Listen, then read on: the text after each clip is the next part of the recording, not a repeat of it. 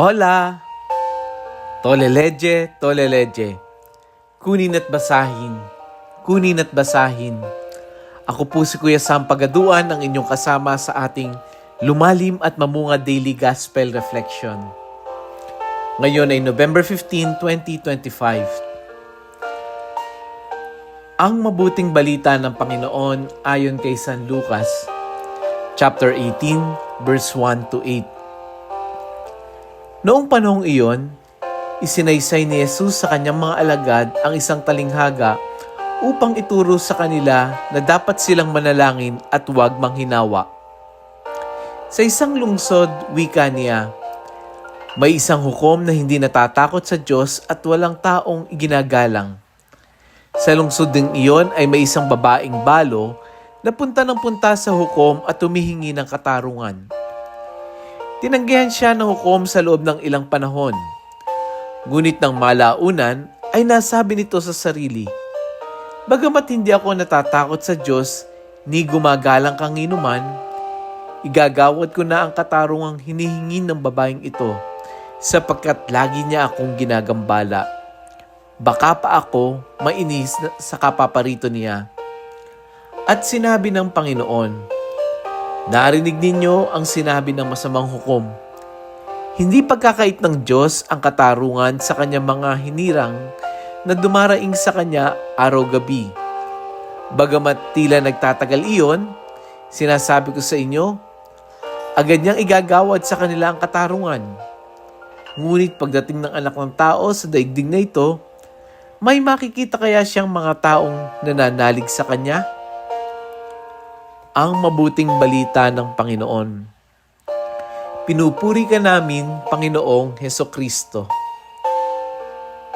Sa gospel po natin ngayon, nilalarawan ni Jesus ang kwento ng balo na paulit-ulit na humingi ng hustisya sa isang hukom na una, wala siyang takot sa Diyos at pangalawa, walang respeto sa tao. Pero dahil sa sobrang kulit at napaka-persistent ng balo, napilitan yung hukom na pagbigyan yung kanyang kahilingan. At ito ang sabi ni Jesus, kung ang isang masamang hukom, siya nga ay napilitan, gaano pa kaya ang mabuting Diyos? Bakit tayo matatakot na hindi kanya pakikinggan? Sa gospel natin ngayon, tayo ay pinapaalahanan na patuloy na magdasal, patuloy na manalangin. Maaring may mga panalangin tayo na parang ano bang nangyayari. May mga panalangin siguro tayong matagal na, pero wala pa ring sagot. Ang issue ay hindi kung naririnig ka ba ni Lord. There's no doubt about it. Yes, definitely God is listening. Pero ang issue rito, ang tanong dito, kaya mo bang magtiwala kahit parang tahimik ang Diyos? Hindi madaling maghintay. Hindi madali ang dumaan sa mga panahon na parang, bakit ganun si Lord? Parang naka-silent mode. Pero baka hindi siya talaga tahimik. Baka hinuhubog ka niya. There were times na kung tutusin, malalim ang mensahe ni Jesus sa gospel natin ngayon.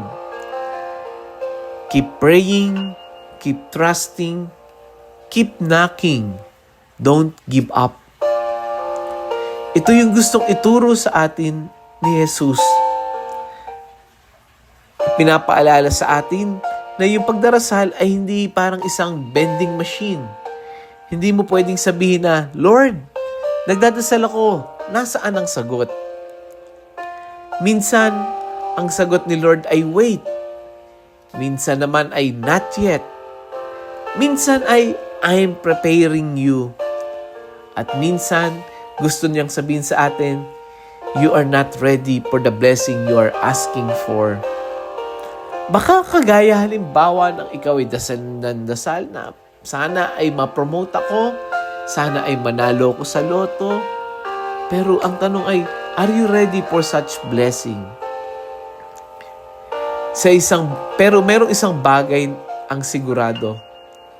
Walang dasal ang nasasayang at walang luha na hindi niya tinitingnan.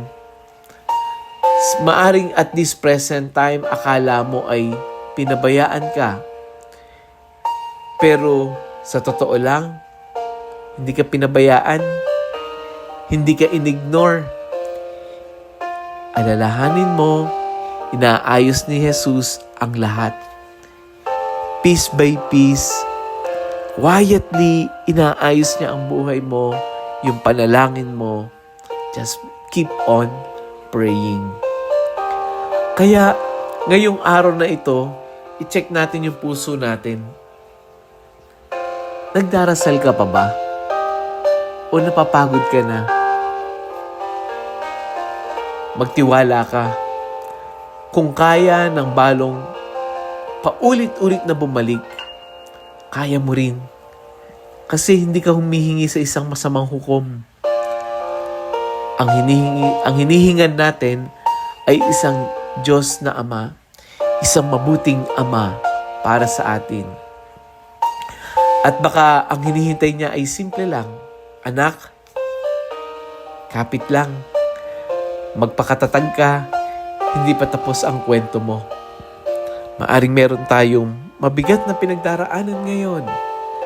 Maaring meron tayong matinding problema ngayon. Pero ito ang paalala sa atin. Hindi nasasayang yung bawat dasal mo. Let us pray. Panginoon, turuan mo kaming manalangin ng may tibay na loob. Palakasin mo ang aming puso na madalas mapagod at magduda. Kung minsan tahimik ka, bigyan mo kami, Lord, ng lakas na magtiwala at kumapit sa iyong katahimikan. Ipakita mo sa amin, Lord, na bawat dasal namin ay may tamang oras at bawat luha ay may katapat na grasya. Amen. Kapatid, kung may dasal kang matagal mo ng bitbit at may sinasabi sa iyo si Lord ngayon, huwag mong itago. Baka malay mo, meron kang kakilala na taong pagod na rin. Nakatingin lagi sa langit at umiyak, Lord, sagutin mo naman ako. Pero sa pamamagitan ng pag-share ng gospel natin ngayon sa iba, sa ating mga kaibigan, kamag-anak, sa ating mga GC, sa ating mga ka-classmate, pwedeng ikaw yung maging sagot at magpaalala sa kanya na mabuti ang Diyos. I-share natin ang gospel na ito. Muli, ako po si Kuya Sam Pagaduan, laging nag-aanyaya. Halina, tayo ay lumalim at mamunga. Lumalim sa pananampalataya at mamunga ng mabubuting gawa. God bless us all.